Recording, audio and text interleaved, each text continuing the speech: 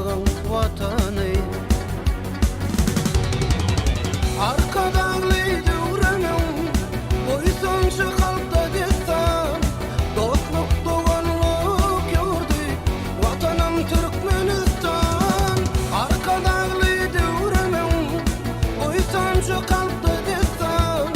Dostluk doğanlık gördü, vatanım Türkmenistan.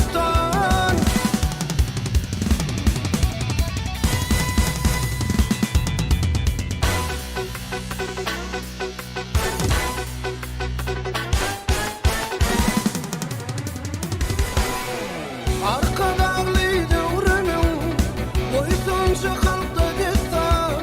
Dostluk doğanlık gördü, vatanım Türkmenistan.